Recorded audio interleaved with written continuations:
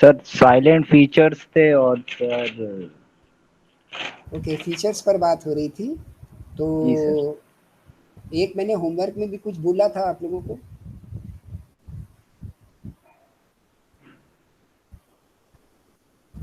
Homework में कुछ बोला था।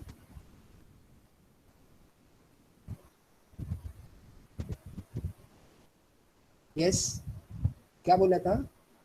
Amendment 101, how it was related with.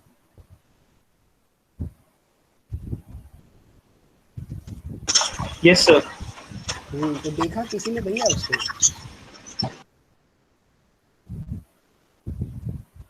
Please be frank.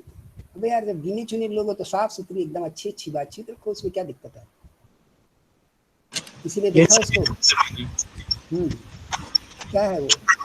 सही है, कॉन्स्टिट्यूशन का अमेंडमेंट था जो 2016 में पास हुआ था। और सर हम्म इसने जो था इंट्रोड्यूस किया था जीएसटी को 1 जुलाई हम्म 2017 में।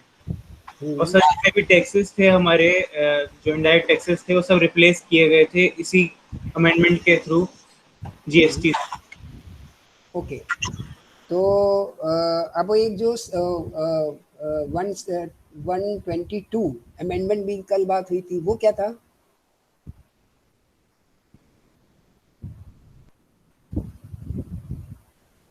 क्योंकि अगर आपको मान लीजिए लिखने का होगा और ये इम्प्लीमेंटेशन या इवोल्यूशन ऑफ जीएसटी और हाउ जीएसटी इज इम्प्लीमेंटेड, या इस पे कुछ दो लाइन लिखनी लिख गई पड़ गई, तो ये सारी बातें वहाँ आपको काम आने वाली है। सर 19 दिसंबर 2014 में सर 122nd अमेंडमेंट जो था हम्म के बाद लोकसभा में हमारा जो एक्ट था वो चला गया था, हम्म इंट्रोड्यूस हुआ था हम्म लोकसभा। ओके। तो 101 amendment, you can say the base which is on which base the GST is passed। GST का जो बेस है वो, और 1 जुलाई 2017 से ये इम्प्लीमेंट हो गया, मतलब operational, you can say the Yes, launch. ठीक, तो वहाँ से वो स्टार्ट हो गया। अब चलिए, बड़े कम लोग हैं आप लोग, उसकी कोई बात नहीं है। एक बड़ी अच्छी बात आपको करनी आपसे शेयर करनी है, अगर आपको मालूम है that it is very good. कल हम लोग जो पॉइंट डिस्कस कर रहे थे that was the applicability. Okay, कौन सा पॉइंट हम लोग कल डिस्कस कर रहे थे? एप्लीकेबिलिटी। इसमें तो बात हो रही थी when we at that time what we have described you regarding the nautical meals from the coastlines, 12 nautical meals, and then 12 nautical meals for the custom waters, then 300 to 40 nautical 300 to 400 nautical meals for the uh, EEZ, exclusive economic zone. ये कुछ चर्चा हुई थी हमारी आपसे। तो ये जो पॉइंट है आपका एप्लीकेबिलिटी, इसको आप बेहतर और कैसे लिख सकते हैं आप? Jurisdiction and applicability. तो कल हम लोगों ने जो ये एरिया डिस्कस किया कि ये इंडियन टेरिटरी है on which the any tax और government can make any law for levy the taxes between this territorial boundaries. तो ये तो जुरिस्डिक्शन वो उसका पूरा एरिया हो गया। एप्लीकेबिलिटी वो जगह कि किनको किनको हमने कवर अप कर लिया, किनको किनको हमने छोड़ दिया। जैसे आपके क्रूड ऑयल्स और वो सारी चीज़ें जो हमने छोड़ी हुई थी उन पे एप्लीकेबल नहीं है, बाकी पे एप्लीकेबल है, ऑल इनडायरेक्ट टैक्सेस। ठीक। अब एक बड़ी इंटरेस्टिंग आपसे बात करनी है, जो क्योंकि आप बिजनेस स्टूडेंट है और वो बिजनेस से कनेक्ट करती है। In the future you are going to face the some good interviews और बाकी सारी जगहों पर कहीं भी आपके काम आ सकते हैं। और बिजनेस स्टूडेंट को तो बहुत अवेयर हर चीज़ से होना चाहिए, वेदर इट इज़ नेशनल और इंटरनेशनल और वट एवर। मेरा ये मानना है, क्योंकि पढ़ते थे हम लोग इसी के लिए ना। और जीएसटी भी तो आया तो बाहर के ही प्रभाव से है, हिंदुस्तान ने तो ईजाद किया नहीं इसको, ये भी तो बाहर से ही आया है। तो if anybody among you can better explain the issue of South China Sea. South China Sea में जो ये सारा झगड़ा चल रहा है, क्या आप में से कोई उसके लिए कुछ बता सकता है? ये क्यों है? ये सबने पढ़ा होगा, वो कोई क्वाड बन गया है, वो 4 देश मिलकर चीन को उड़ा देंगे और वहाँ चीन की दादागिरी चलती है, वो 6 देशों को दबाए है। This is a very common type of information which is flowing in the society, अगर इतनी ही है आपके पास तो बिजनेस स्टूडेंट होने से क्या फायदा है। अगर हम बिजनेस स्टूडेंट हैं या बिजनेस से जुड़े हैं या ऐसे प्रोफेशनल कोर्स में हैं और आप ग्रेजुएशन में हैं, तो आपको ये पता होना चाहिए कि हाँ ये बातें तो हैं, ये तो एक कोई भी कॉमन मैन बता देगा जिससे पूछोगे। हाँ यार वो कुछ झगड़ा हो रहा है वहाँ पे, वो जो है चीन छोटे छोटे देशों को दबाया और अमेरिका ठोक देगा, जहाज लेके आ गया है। सारे लोग अपने अपने व्यू दे रहे हैं। क्या है ये समस्या, कुछ किसी को आइडिया है? और कितने बेहतर ढंग से आपकी पढ़ाई के साथ जुड़ रही है।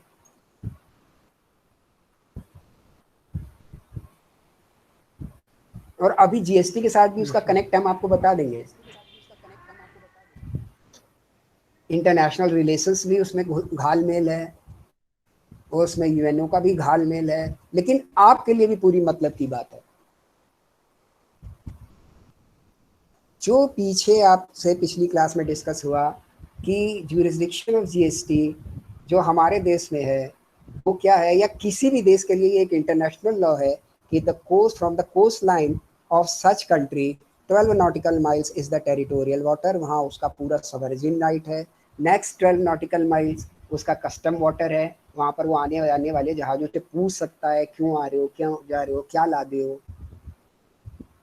ठीक, उससे आगे 300 से 400 नॉटिकल माइल्स तक उसका कौन सा एरिया है, एक्सक्लूसिव इकोनॉमिक जोन, जहां पर वो इकोनॉमिक एक्टिविटी कर सकता है, means any extraction from the sea. वहां से वो मछली पकड़ सकता है, वहां से वो तेल हो तो तेल निकाल सकता है, वहां पर अगर कोई हीरे जवाहरात कोई और नेचुरल रिसोर्स है तो उसको भी निकाल सकता है। ये परमिशन उसको इंटरनेशनल लॉ देता है। तो हमने बोल दिया कि जहां पे भी कोई इकोनॉमिक एक्टिविटी हो सकती in this such area we can implement the GST. ये मेरा जुरिसडिक्शन है और सरकार का एरिया, सरकार यहाँ पे टैक्स ले सकती है। अब आप साउथ चाइना सी का इशू किसी को कुछ पता है, वेरी फ्रेंकली घर में जैसे बात हो रही है वैसे बता दीजिए क्या है उसमें बवाल।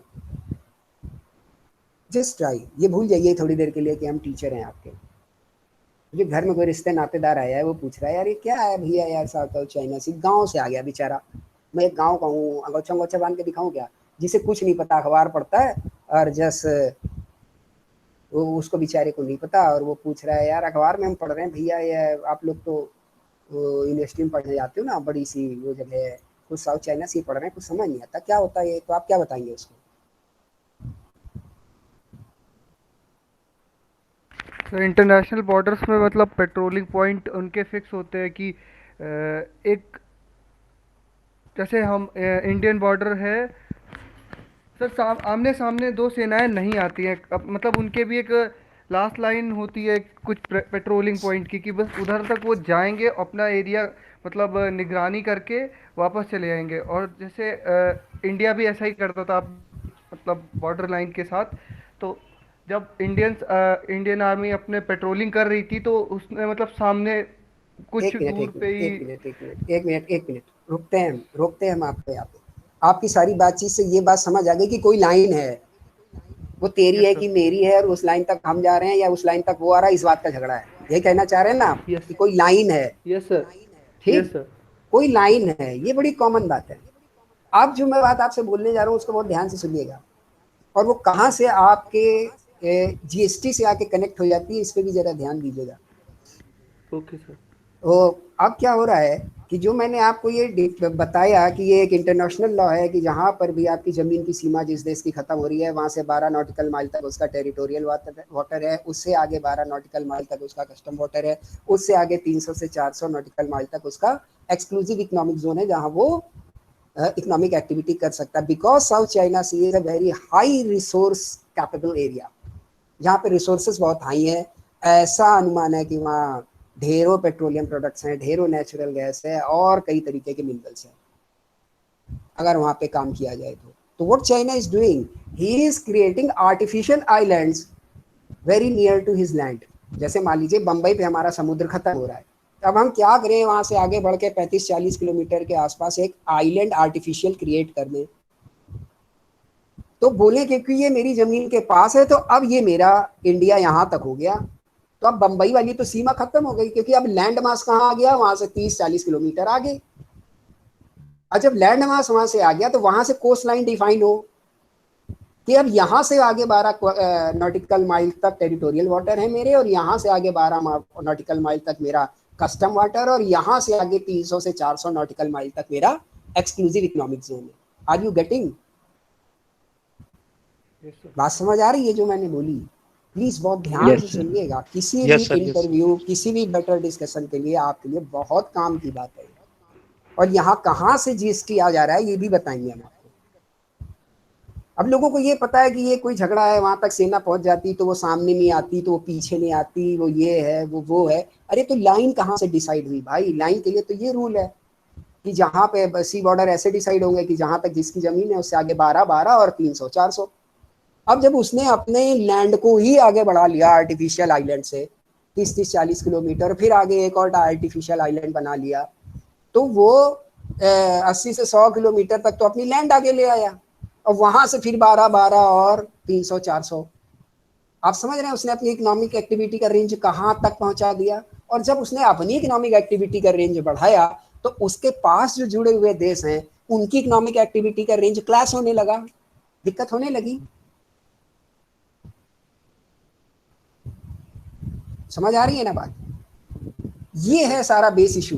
अब अगर इंडिया ऐसा कर ले या कोई कंट्री ऐसा कर ले तो वो बोलेगी कि क्योंकि अब मेरी लैंड यहाँ तक आ गई, मेरा इंटरनेशनल एरिया यहाँ तक आ गया, मेरा इकोनॉमिक एक्सक्लूसिव जोन यहाँ तक आ गया, तो मैं यहाँ तक जीएसटी ले सकता हूँ। अब मेरी जो ये लैंड के जो नए आइलैंड्स हैं ये तो मेरी लैंड हो गई, तो यहाँ तक मेरा कस्टम वाटर है, यहाँ से मैं आपके जहाज जाने नहीं दूंगा। और आप बोलेंगे कि ये तो आर्टिफिशियल क्रिएटेड है, वो कहेगा नहीं ये तो आर्टिफिशियल क्रिएटेड नहीं है, ये तो समुद्र की ऐसी वेव ही है कि अपने आप निकल आता है, मैंने तो नहीं बनाया। इसका झगड़ा होता है। ये है साउथ चीना सी का मेन बवाल। समझ आ रहा है आपको? Why how business is connected with this. मैं आपका यहाँ ध्यान ले जाना चाहता हूँ, जो एक फाइनल ईयर स्टूडेंट के पास नॉलेज होनी चाहिए अगर आप बिजनेस स्टूडेंट है तो। वो अपनी इकोनॉमिक एक्टिविटी को रेंज कर रहा है, जमीन नहीं कब्जा रहा है, उसे वहां अपने लोग नहीं बसाने हैं, बस्तियां नहीं बसानी है उन आइलैंड्स पे। उन आइलैंड्स पर वो क्या कर रहा है? इकोनॉमिक एक्टिविटी कर रहा है, और उनको सेफगार्ड करने के लिए सिक्योरिटी स्ट्रेंथन कर रहा है, सेना है ना मजबूत रख रहा है, नौसेना रख रहा है कि अगर कोई कुछ वहां पे उनकी सुरक्षा हो पाए, कोई बात हो तो हम उनको देख पाए, लेकिन रीजन इकोनॉमिक एक्टिविटी को रेस करना है, जमीन नहीं कब्जानी है। बिजनेस एंगल है, टोटल बिजनेस एंगल, क्योंकि वो एरिया बहुत ही हाई नेचुरल रिसोर्सेज से भरा हुआ। और जब आप ऐसे आगे करके ओवरलैप करेंगे किसी को, तो सी बाउंड्री में किसी की भी सी बाउंड्रीज को आप नए ढंग से डिफाइन कर रहे हो। इसलिए पास के जितने देश हैं उनको सबको दिक्कत होती है, क्योंकि उनका इकोनॉमिक एक्सक्लूसिव जोन डिस्टर्ब होता है। वो कहते हैं नहीं नहीं मेरी जमीन से अब यहाँ तक 300-400 है, आप तो जबरदस्ती आगे आ गए। वो कहता नहीं मेरी जमीन यहाँ खत्म हो रही है तो इतना एरिया मेरा है। ये है बेटा झगड़ा। तो टोटल ये किस पे काम कर रहा है? Business activity. अगर उसकी जगह इंडिया हो तो इंडिया क्या कहेगा? क्योंकि अब ये नए आइलैंड निकल आए और 300-400 तक पहुंचे तो यहाँ मेरा जीएसटी लगेगा। आपके लिए काम की बात यह है, और आपके लिए काम की बात यह है कि इकोनॉमिक एक्सक्लूसिव जोन हमारा एक्सटेंड हो गया, तो बिजनेस स्टूडेंट से कनेक्ट हो रही है। भले ये इंटरनेशनल रिलेशंस का इशू है, भले इसमें मिलिट्री और स्ट्रेटेजिक बातें हैं, लेकिन है तो बिजनेस। तो आपको पता होना चाहिए इसकी कोर में बिजनेस और पैसा है। अब उसको सेफगार्ड करने के लिए तो फिर सिक्योरिटी और स्ट्रेटजी और इंटरनल रिलेशन सब आएंगे। समझ आ रही है बात? इकोनॉमिक एक्सक्लूसिव जोन ईईजेड का extension is the core idea for this issue. तो जो मैंने आपको बोला ज्यूरिसडिक्शन, उसका इफेक्ट क्या होता है रियल वर्ल्ड में, वो कहाँ कैसे हो रहा है, कैसे गलत ढंग से उसको भी चेंज करने की कोशिशें होती हैं, इसका भी एग्जांपल हमने आपको दिया। और पढ़ाई तभी अच्छी कि जब वो रियल वर्ल्ड से कनेक्ट हो, ये मेरा मानना है। अब आप इसको सर्च करिएगा और इस ढंग से पढ़ के देखने की कोशिश करिएगा जो मैंने बताया। उसके बाद अगर कोई डाउट रह जाए तो उनको क्लास में पूछिएगा, तब आप अपग्रेड होंगे नॉलेज वाइज। ठीक, तब आप अच्छे से अपने कैरियर को शार्प शेप दे पाएंगे और तब आप किसी कंपनी के लिए अच्छे होंगे, जहां पर आप इस ढंग से चीजों को बता पाए, कर पाए। ये तो कॉमन बात है बेटा, ये तो किसी को भी हम रोक लेंगे। आप जिस डिपार्टमेंट में पढ़ रहे हैं, उस डिपार्टमेंट में जो गार्ड साहब नीचे बैठे होंगे, उनको भी 1 मिनट रोक के पूछ लेंगे, यार क्या बवाल चल रहा है, अखबार में छप रहा है, तो वो भी कुछ ऐसे ही बता देगा।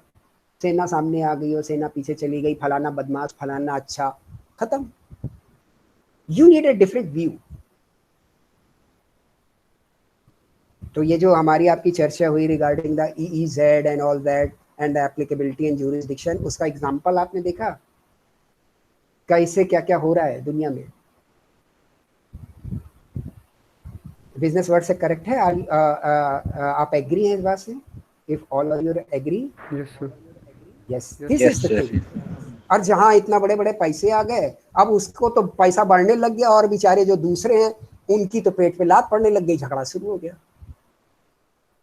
ये है सारा बवाल। ठीक, अब आगे बढ़ जाते हैं हम लोग। एप्लीकेबिलिटी के बाद अगला पॉइंट था हमारा threshold limit of the GST. तो थ्रेशोल्ड लिमिट मतलब एक लिमिट है जो ये बताती है कि इतना टर्नओवर आपका अगर है तो you should be get registered under the GST. ठीक, इसको आप जरूर देखेंगे और जब कल की क्लास में डिस्कस आप करके मुझे बताएंगे तब आगे बढ़ेंगे हम, क्योंकि जब शुरू हुई थी तो कोई दूसरी लिमिट थी, बीच में कुछ चेंजेस आए हैं, कुछ स्टेट्स के लिए दूसरी है, कुछ स्टेट्स के लिए दूसरी है। इसको अगर एक दफा आप देख लेंगे और हल्का सा हम डिस्कस कर देंगे तो सारी बात खत्म हो जाएगी, वरना हम बोल देंगे, आप नोट कर लेंगे, फायदा क्या है। तो जहां से भी आप पढ़ रहे हैं, देख रहे हैं, इसको एक दफा देखिए। What is the threshold limit, ये पॉइंट हमारा कल डिस्कस होगा। थ्रेशोल्ड लिमिट मैंने आपको आइडिया दे दिया कि वो एक टर्नओवर का मार्क है कि जिसको अगर आप क्रॉस करते हो तो आपको जीएसटी में रजिस्टर्ड होना ही पड़ेगा। ठीक, इसको बोलते हैं थ्रेशोल्ड लिमिट। आगे बढ़ जाते हैं एक्सपोर्ट्स। अगला पॉइंट हमारा एक्सपोर्ट्स। तो एक्सपोर्ट्स में all exports and supplies to SEZ, देखिए वो था EEZ, ये है SEZ। कोई भी एक्सपोर्ट जो SEZ करे या कोई भी सप्लाई जो SEZ को आए, that should be zero rated. उन पर मतलब टैक्स का रेट होगा जीरो। और जब मैं बोल रहा हूं टैक्स का रेट होगा जीरो, तो आप यही लिखेंगे टैक्स का rate zero. Means if you are calculating the tax on ₹10 and tax rate is 0, तो what is the tax value? 0। आपको लिखना पड़ेगा टैक्स रेट 0। आप ये नहीं लिखेंगे कि it is exempted। exempted मतलब बिल्कुल दूसरी बात है कि वो उसके ऊपर टैक्स लगाया ही नहीं गया, और 0 रेट मतलब टैक्स लगा है लेकिन रेट 0 है। क्लियर? ये लॉ है और लॉ को लॉ ही की तरीके से लिखा जाएगा। चलिए, तो SEZ ये क्या चीज होती है भाई, फटाफट से।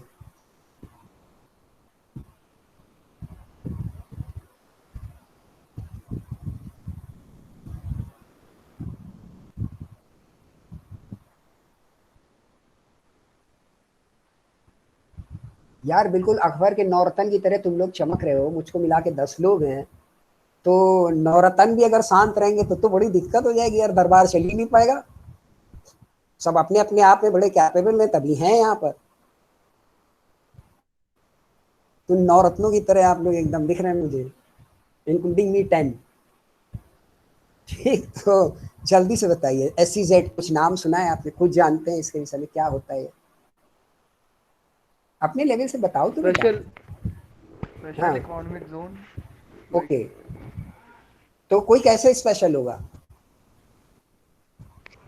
सर कोई भी मतलब। एक बात मुझे बताइए, ये 2 अभय शुक्ला है क्या यार क्लास में? Yes sir. ओके, तो इसमें फर्स्ट और सेकंड कौन है? सर मैं फर्स्ट हूँ, ये सेकंड है दूसरा। अच्छा, गिटार वाले सेकंड है। नो सर, ओके, बेकार नहीं है वो। हाँ वो गिटार दिख रहा है यार मुझे तो पिक्चर में उसकी। अच्छा हाँ, ये सर बिल्कुल। गिटार हाँ, ये सर। बिल्कुल वो लिए हुए कंधे पे हनुमान जी की गदा की तरह। सर रॉकस्टार है भाई थैंक अपना। You okay, sir. Thank you thank thank you. You. बजाते हैं बजाते हो? कहाँ बजाते हो बेटा? कोई ग्रुप ग्रुप वही ज्वाइन बज किया है क्या? नो सर, घर में बजाते हैं ऐसे ही। Okay okay. अब तो सब कभी कभी ऑनलाइन हो रहा है पार्टी। यार, नहीं तो ऑफलाइन होता तो एक प्रोग्राम तुम्हारा कराया जा सकता था जब भी कोई फंक्शन होता अपने यहाँ। तो चलिए आगे आ जाते हैं हम लोग जल्दी से। SEZ मतलब special economic zone, to develop the businesses in a special categorised area, जहाँ पर कुछ कम डेवलपमेंट हुआ हो, जहाँ पे गवर्नमेंट चाहती हो कि इंडस्ट्री शिफ्ट हो जाएं और आगे डेवलपमेंट हो। तो क्या करती है, कुछ एरिया को इस स्पेशल इकोनॉमिक जोन डिक्लेयर कर देती है कि इंडस्ट्रीज वहाँ पर आएँ। और आएंगी क्यों? आपको कोई अट्रैक्शन देना पड़ेगा, कुछ वहाँ पर टैक्स हॉलीडेज देंगे आप, कुछ टैक्स रिलैक्सेशन देंगे, तब तो इंडस्ट्रीज आएंगी वहाँ पर। कुछ बढ़िया इंफ्रास्ट्रक्चर देंगे। और आप चाहते हो कि ये हमारा एरिया मान लीजिए जो है वो बंजर इलाका है, एक दो जिलों में ये इलाका बंजर है, यहाँ खेती नहीं हो सकती, फर्टाइलिटी नहीं, क्या किया जाए यार, इंडस्ट्रीज लगवा दो। तो उस स्टेट की गवर्नमेंट ने उस एरिया को बोला और देखा कि यहाँ पे नेचुरल रिसोर्स क्या है, किस चीज़ की सप्लाई आ सकती है, इंडस्ट्री के लिए कौन सा रॉ मटेरियल अवेलेबल है, तो ये वाला एक SEZ डेवलप कर दिया जाए यहाँ पे। जैसे आपके उन्नाव और इसके आसपास में SEZ declare for the leather, ऐसे दूसरी उसी जगहों के लिए दूसरे दूसरे होते हैं। तो अब क्या करना पड़ेगा आपको, वहाँ पे कुछ टैक्स हॉलीडे देनी पड़ेंगे कि जो अच्छे प्लेयर्स हैं वो अपनी इंडस्ट्री वहाँ लगाएं। वहाँ पर आप बोलेंगे कि हम 5 साल तक टैक्स नहीं लेंगे, 10 साल तक नहीं लेंगे, लेंगे तो इतना कम लेंगे। ऐसा जवाब करेंगे तभी तो इंडस्ट्री आएगी, वरना तो जो जहाँ लगे वहाँ अपना लगाए रहेंगे, नया नया क्यों बन डालेंगे वहाँ। ठीक, कुछ उनको अट्रैक्शन होगा तो आएंगे, अच्छा इंफ्रास्ट्रक्चर वहाँ आप देंगे, कुछ फैसिलिटी देंगे, तो इनको बोलते हैं special economic zone which are specifically design for the development of any area. और ये सरकार करती है। ठीक, तो जब सरकार ऐसा करती है उसके कई सारे पर्पज हो सकते हैं। एक तो मैंने ये बताया फॉर द डेवलपमेंट, या गवर्नमेंट को लगे कि अब इस चीज़ की ग्रोथ मुझे ज़्यादा करानी है तो कुछ फैसिलिटी दे कि नहीं नहीं अब तो मुझे ये चाहिए ही अपने आप, तुम आओगे तो ये सारी छूट देंगे। जैसे अभी आपके यूपी में उसकी भारत बायोटेक की इंडस्ट्री लगने जा रही है बुलंदशहर में, तो गवर्नमेंट ने उनको स्पेशल कंसेशन दे के सब बुलाया होगा कि आओ भाई, 2 करोड़ पर dose sorry 2 crore dose monthly produce करेंगे वो, बुलंदशहर के आसपास कहीं लग रही है। तो इस तरीके से जब गवर्नमेंट डिक्लेयर करके, ये तो एक इंडस्ट्री की बात हुई, एक पूरे एरिया को ही डिक्लेयर कर दे कि ये जोन है, यहाँ पे जो इंडस्ट्री आएगी with in the radius of this 20 और 15 और 25 किलोमीटर, तो वो क्या होगा आपके लिए, वो माना जाएगा कि ये SEZ है। तो जो SEZ डिक्लेयर्ड हैं वहाँ पर वो कोई एक्सपोर्ट कर रहे हैं, ठीक, वहाँ पे कुछ ऐसे आइटम आ जा रहे हैं, सप्लाईज है, तो वहाँ पर टैक्स रेट 0, जिससे SEZ के लिए लोग आगे इंटरेस्टेड रहे और वो हमारे अच्छे से चले। क्लियर? आप आगे बढ़ जाइए। इनपुट टैक्स क्रेडिट, ये तो बिल्कुल समझ लीजिए GST की आत्मा है। सारा GST इसी के इर्द गिर्द घूम रहा है, जान इसी यही है सारी। ठीक, इनपुट टैक्स क्रेडिट, ठीक है, सेपरेट इसकी बिल्कुल अलग से क्लास होगी। और उस दिन मेरी आप सबसे रिक्वेस्ट होगी, जितने भी लोग रेगुलर हो या जो भी है, कि उसको मिस ना करें। अगर उसको मिस किया आपने तो पूरी आपकी वो GST की समझ ही खत्म हो जाएगी। ये सारी थ्योरेटिकल बातें जितनी हम आपसे कर रहे हैं, जरूरी ये भी है, पर input tax credit is the foremost requirement to know and understand the GST, what is the GST। ये सारे प्राण GST के इसी में बसे हैं, मैं बार बार बोल रहा हूँ। ठीक, अभी के लिए ये समझ लीजिए कि जो रेवेन्यू मैंने आपको पहली दूसरी क्लास में बताया था कि केवल स्टेट लिया करते थे, वो रेवेन्यू अब केंद्र सरकार भी ले रही है। तो जो केंद्र सरकार के पास रेवेन्यू जा रहा है उसका आगे क्या होगा in the terms of taxation only, वो यूज कैसे करेंगे इससे मतलब नहीं है, वो तो सरकार का अपना राइट है। या जो सेंट्रल गवर्नमेंट ने करेक्ट कर लिया, क्या उसमें से कुछ वापस करेगी? करेगी तो क्यों करेगी? IGST जो कनेक्ट कर लिया, तो जो IGST कलेक्ट कर लिया है उसमें से कुछ वापस करेगी? अगर करेगी तो क्यों करेगी और कैसे करेगी, ये सब आईटीसी का सब्जेक्ट है। अभी आपके लिए इतनी बात है केवल। ठीक, चलिए, electronic filing of returns.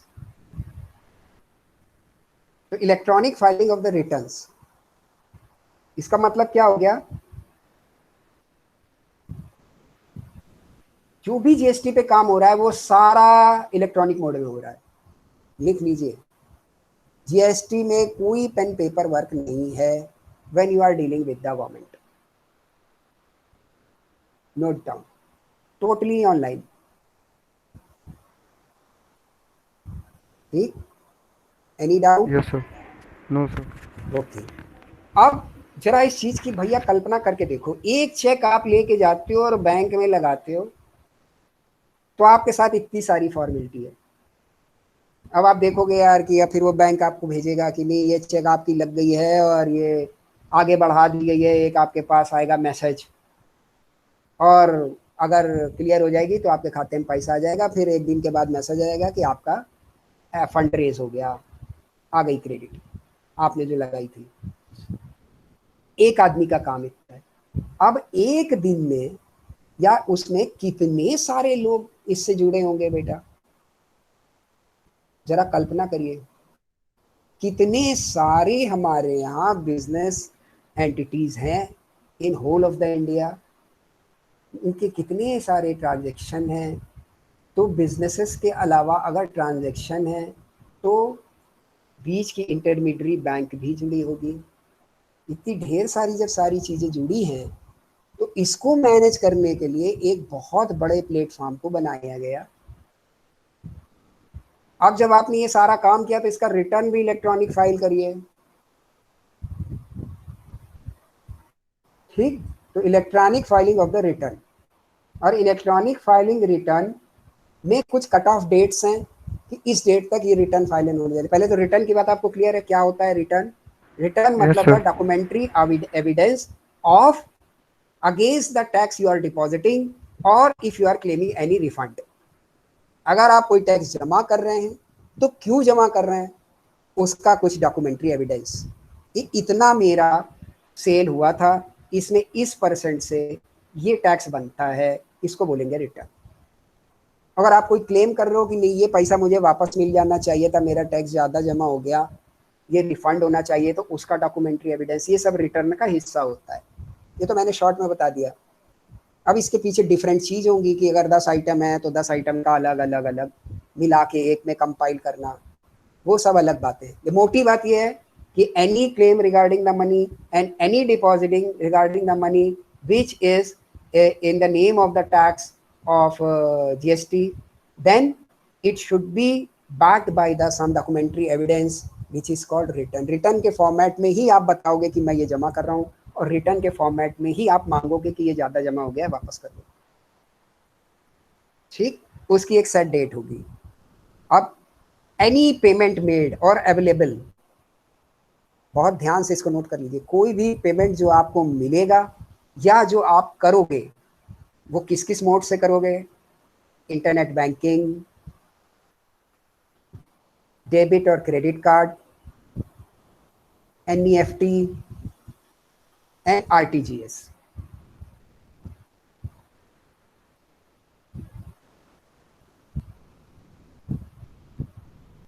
These all the electronic modes are available. ठीक, तो कैन एनीबडी, हाँ, तो कैन एनीबडी विल बेटर, ये तो इंटरनेट बैंकिंग तो आपको समझ आ रही है। क्या आपने अपना वो खुला अकाउंट और उसमें से जो बेनिफिशियरी है उसका नाम डाला, कई लोगों में, आप लोगों में से इस्तेमाल भी किसी ने किया होगा या घर में हो रहा होगा तो देख सकता है, और उसके बाद अपना कोड डाला और पैसा गया। डेबिट कार्ड से पेमेंट आप लोग भी कर रहे होंगे ढेर सारे, वो भी आपको पता है। एनईएफटी से भी आपने जमा किया होगा और आरटीजीएस से भी जमा किया होगा। और पढ़ाई से रिलेटेड जहाँ जहाँ पर भी एंसिलरी पॉइंट्स आ जाएंगे जुड़े हुए, उन पे चर्चा मैं जरूर करूँगा, तभी आप अच्छे हो पाएंगे। तो एनईएफटी और आरटीजीएस का डिफरेंस कोई बताएगा मुझे? सर जब 2 लाख या 2 लाख से कम अमाउंट होता तो एनईएफटी करते हम लोग, 2 लाख के अबव नहीं कर सकते हैं कोई भी। अच्छा, अगर 2 लाख से कम है और आप आरटीजीएस करना चाहो तो उस पर कोई रोक है? नो सर, रोक नहीं है, पर ये तो बैंक ने अपना एक आपके लिए अपनी आसानी के लिए एक नियम बना लिया कि यार हम ये 2 लाख के ऊपर वालों को आरटीजीएस क्या करेंगे, नीचे वाले यार हम आपका एनईएफटी कर देंगे। इसका मतलब दो ये अलग अलग चीजें हैं। बैंक ने अपनी सहूलियत के लिए लाइन अलग अलग लगवा ली। क्या जो कम पेमेंट वाला है वो चाहे कि उसकी आरटीजीएस हो जाए तो नहीं हो सकती? मैं ये पूछना चाह रहा सर आरटीजीएस से सर बहुत जल्दी पेमेंट पहुंचते, मतलब फास्टेस्ट वे है। हूँ। Okay, NEFT fastest way. Slowest थोड़ा, हाँ। तो इनके full forms? Sir RTGS real time gross settlement, okay, और एनईएफटी नेशनल क्या, सर इसका नहीं पता। National electronic fund transfer. Yes sir. National electronic fund transfer, लिख लीजिए सारे लोग। अब इन दोनों में फर्क क्या है, ये जब आप बताना सीख गए तब आप बिजनेस स्टूडेंट हो गए। क्योंकि अब तो जीएसटी भी बोल रहा है ना कि हम इन्हीं से पेमेंट लेंगे, तो हम कैसे मान लें कि आपके लिए बाहर का सब्जेक्ट है और आप तो माशाल्लाह अब फाइनल ईयर में आ गए, फाइनल सेमेस्टर, कुछ दिन के मेहमान हैं, इसके बाद तो चमकती हुई डिग्री मिलने वाली है आप सब लोगों को।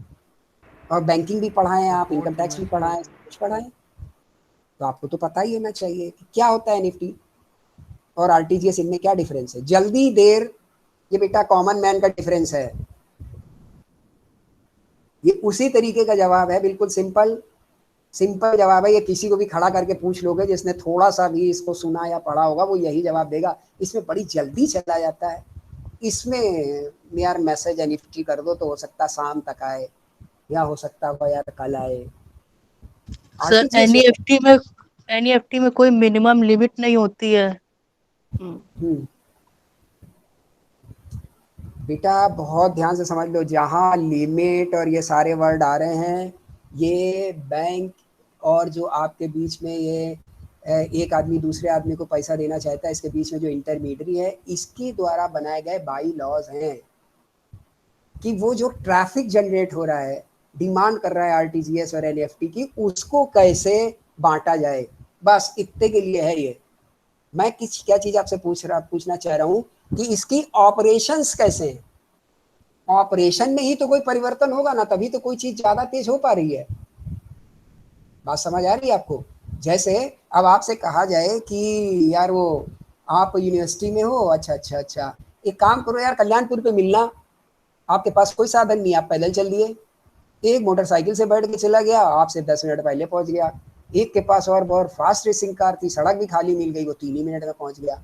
अब जब आप पहुंचे वहां पे, उसने कहा यार इतनी देर से क्यों आए? तो कहा अरे भैया ये तो कार से चले आए तो हम तो धीमे आएंगे। मतलब some change in the operations for the travelling.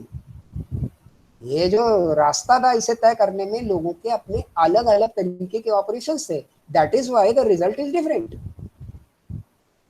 तो इसमें कहाँ क्या ऑपरेशनल चेंजेस हैं, ये समझ आना चाहिए बिजनेस स्टूडेंट को। अब ये जीएसटी से कनेक्ट है, इसलिए इसकी बात जरूर करेंगे, वरना तो ये हमने पॉइंट तो लिखा ही दिए, इन्हीं को समझा दें, हो गई पढ़ाई, घर जाओ। ये आपको किताब में भी सब मिल जाएंगे। अब जल्दी से मुझे बताइए कि जो पुराना क्लियरिंग सिस्टम ऑफ चेक है वो किसी को पता है? जब तक आपके यहाँ ऑनलाइन इंट्रोड्यूस नहीं हुई थी तो चेक कैसे क्लियर होते थे, ये किसी को पता है? चेक क्लियर करने का क्या सिस्टम होता है? आपने अगर किसी को चेक दी, उसने अपने बैंक में लगाई, तो क्या प्रोसेस अप्लाई होगा जब उस बेचारे के खाते में पैसा जाएगा और आपके खाते से पैसा हट जाएगा?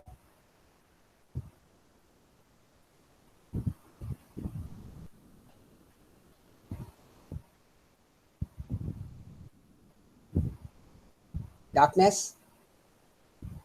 फुल डार्कनेस, या आप एटीएम पहुंचते हो और अपना कार्ड डालते हो, उसके बाद पिन डालते हो, कैसे पैसा निकल जाता है?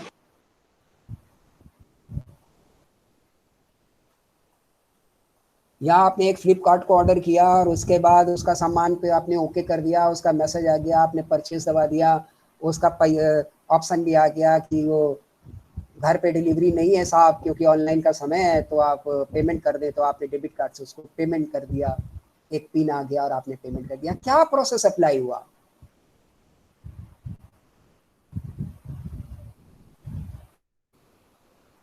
क्या प्रोसेस अप्लाई हुआ? ये जो प्रोसेस अप्लाई हो रहा है ये ऑपरेशनल एक्टिविटी है।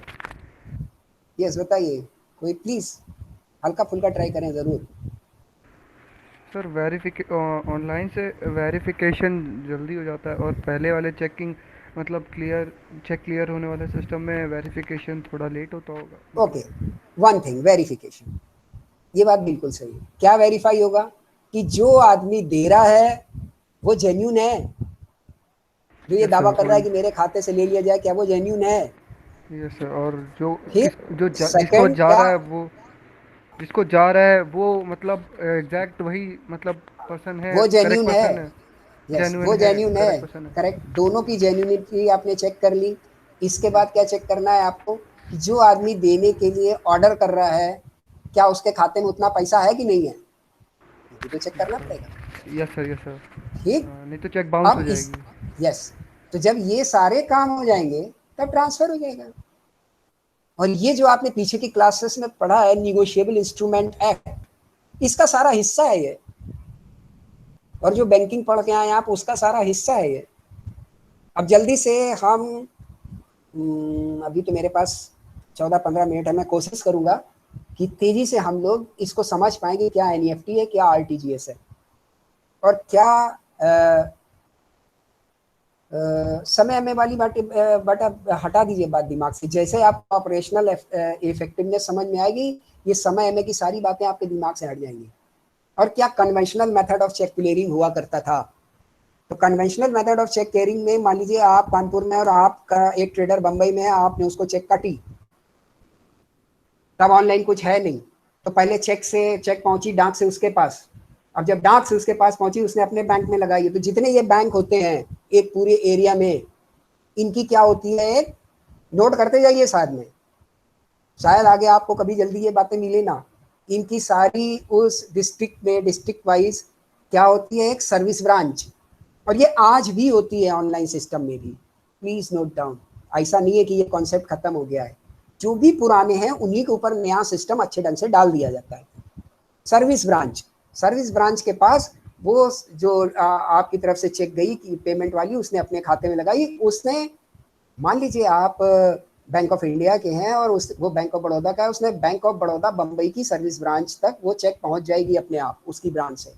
अब वहां की सर्विस ब्रांच क्या करेगी, यहां की सर्विस ब्रांच कानपुर वाले को वो चेक भेजेगी कि जरा देखो कि ये जो मिस्टर ए हैं, ये तो मिस्टर बी सही है, ये तो मेरे अकाउंट होल्डर हैं, ये डिमांड कर रहे हैं इस चेक का पैसा, लेकिन ये जो चेक इन्होंने मिस्टर मैंने भेजी है कानपुर से बैंक ऑफ इंडिया वाले, क्या इनका खाता नंबर सही है, इनके खाते में पैसा है तो ट्रांसफर करो, साइन आइन सब सही है कि नहीं।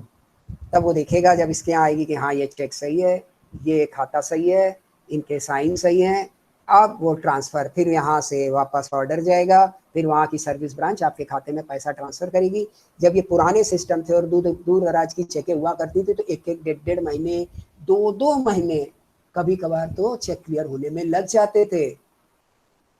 समझ आ रहा है आपको? तो जो आपने पीछे अकाउंट्स पढ़ा है पीछे की क्लासेस में, कैश बुक, बैंक बुक, तो उसमें होता था cheque presented, cheque deposited but not presented. Line याद आ रही है कुछ किसी को? Yes, sir.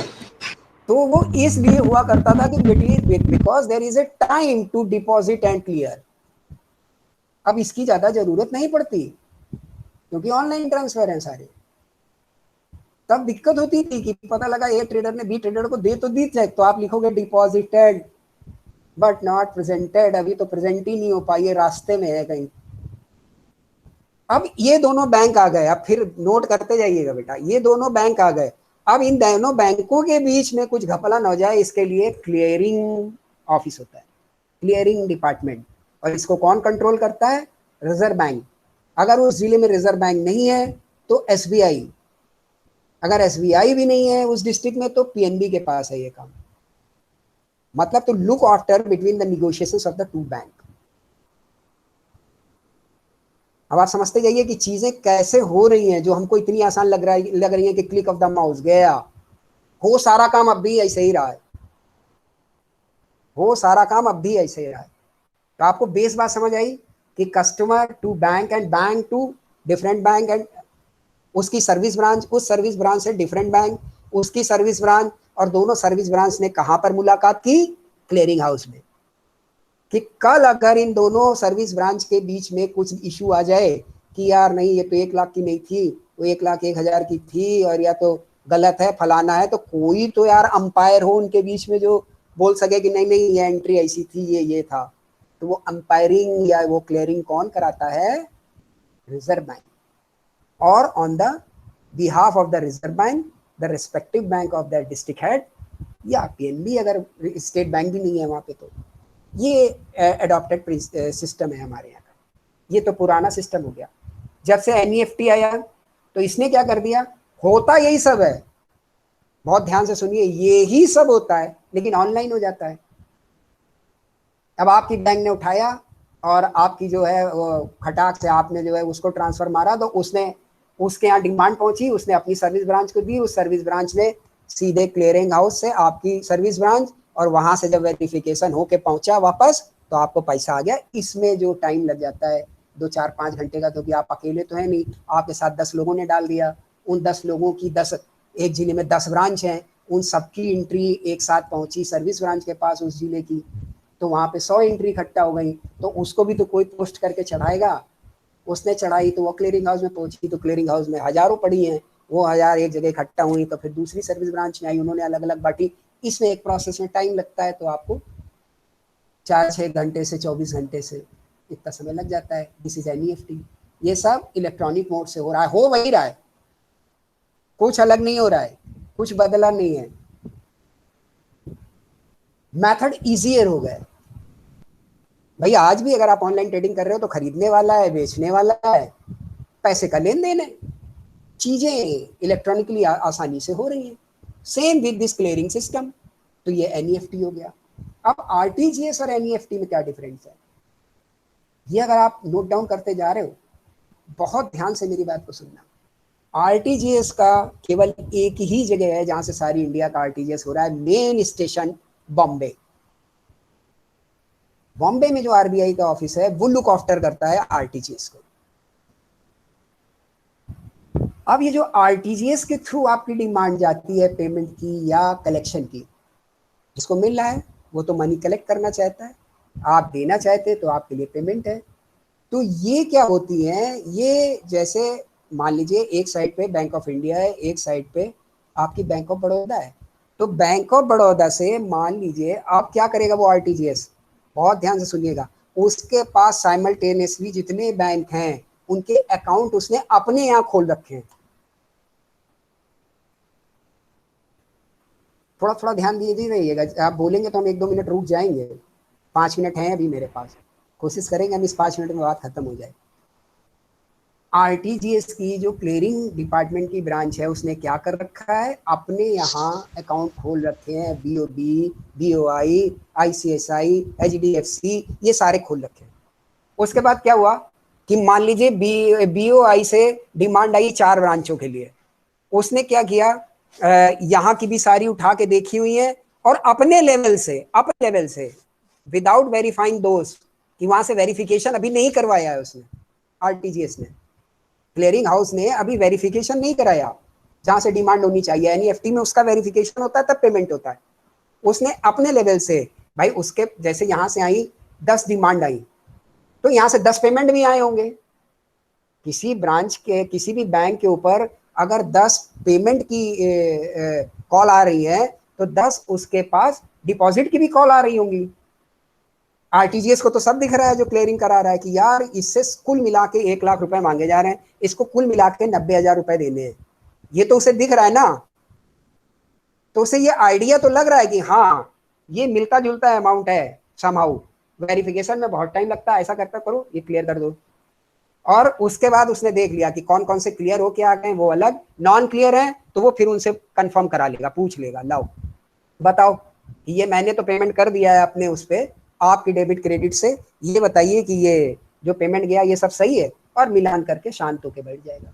दिक्कत आएगी तो फिर उतने से उस बैंक को डेबिट क्रेडिट कर देगा, और दिक्कत आएगी तो फिर नीचे आप पकड़ लिए जाएंगे। तो आरटीजीएस के पेमेंट यदा कदा, रेयर ऑफ द केसेस क्या होता है, कभी कभार फॉल्स भी हो सकते हैं कि अगर आपका साइन ना मिले, कोई दिक्कत ना हो और आरटीजीएस ने अपने लेवल से पेमेंट करा दिया हो, तब पेनल्टी भी इम्पोज हो जाएगी आपके ऊपर। इसलिए वो जल्दी हो जाता है with in the period of 2 year, क्योंकि ये जो साइकिल है कि बैंक से सर्विस ब्रांच और सर्विस ब्रांच से दूसरी सर्विस ब्रांच, इस साइकिल को वो ब्रेक कर देता है।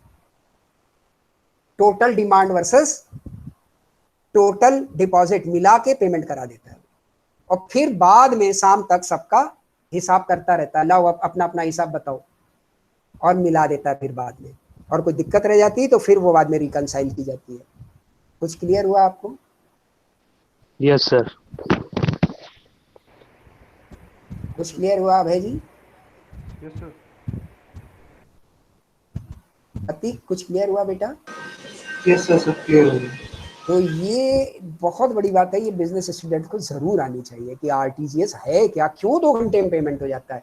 अब वो एग्जांपल आप याद रखिएगा कि यूनिवर्सिटी से कल्याणपुर जाना है, सबका मोड ही अलग अलग है। Yes sir. पुराने प्रोसेस में इसलिए देर लगती थी कि वो पूरा पूरा ऑफलाइन चलना है, यस वो पैदल जा रहा है आदमी। एनईएफटी वो है कि आप मोटरसाइकिल से बैठ के निकल गए, आरटीजीएस कार से जा रहा है। फिर आप कार से बैठ के निकल गए। आरटीजीएस ने क्लियरिंग अपने लेवल से सेटल करा दी। This is the difference, big difference. दोस्तों, in the case of the electronic filing with the GST, these modes are applicable.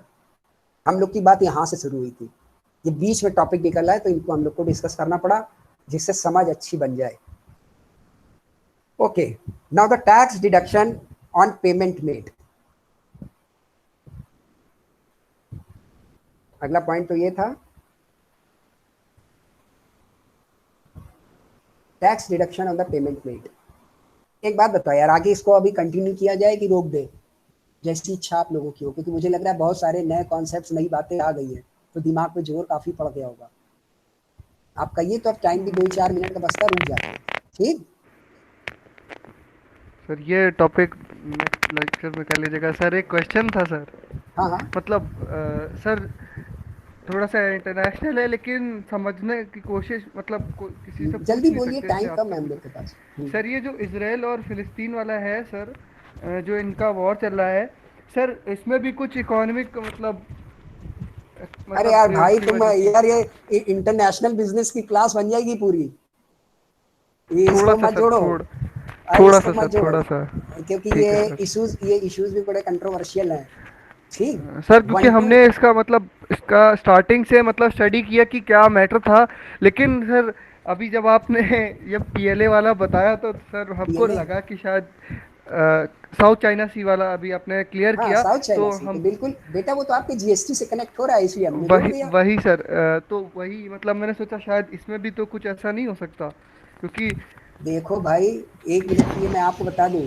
हाँ अतीक बोलो बेटा, तुम पहले कुछ बोलने वाले थे, बोलो।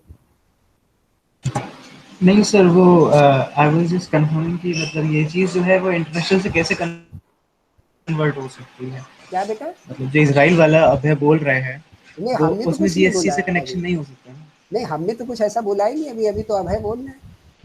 नहीं सर, मैं उसी को बोल रहा हूँ। हाँ, तो मेरा मैं केवल पूछ इतना रहा कहना हूँ। है, मेरा इतना केवल कहना है, प्लीज ऑल ऑफ यू, आज का समय वो आ चुका है, बिल्कुल मोटी सी बात आप समझ लीजिए कि पूरा इकोनॉमिक वर्ल्ड है।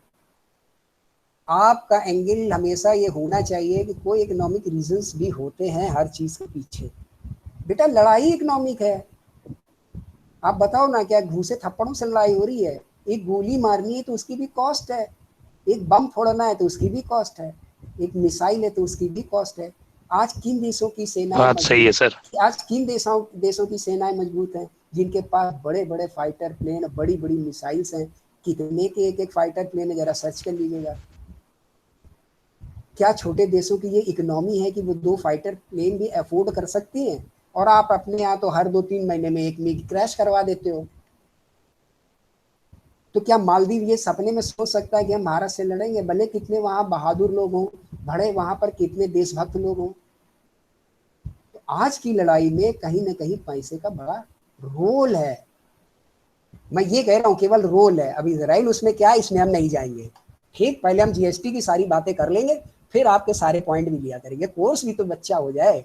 ये तो डायरेक्टली कनेक्ट था, इसलिए हमने केवल इसकी जिक्र आपसे कर दी, क्योंकि आपको इंटरेस्ट आए पढ़ने में और आपको समझ आए कि नहीं नहीं नहीं, ये जो हमारे इर्द गिर्द हो रहा है इसका रियल वर्ल्ड में बड़ा जबरदस्त इफेक्ट है जो मैं पढ़ रहा हूँ। ये केवल ऐसे ही नहीं है, लफाजी नहीं चल रही है, केवल नंबर लाने की प्रतियोगिता नहीं है, पास ही नहीं होना है, केवल डिग्री नहीं लेनी है, इसका यूज भी है यार। इसके लिए मैंने कनेक्ट आपको दिखाया केवल। ठीक, तो नाउ इट इज 1:05 हो भी गया है, शायद आपकी कोई दूसरी क्लासेस भी हो, तो now it is time to end the meeting. बहुत अच्छी आप लोगों के साथ चर्चा रही, वेरी नाइस मीटिंग। कोशिश ये करिएगा कि आगे के पॉइंट्स बच्चों आप लोग देख के आओ, तो बड़ा इंटरेस्ट आएगा और बड़ा अच्छा रहेगा। ठीक, तो very nice meeting, have a nice day for all of you, thank you. Thank you sir. Thank you बेटा।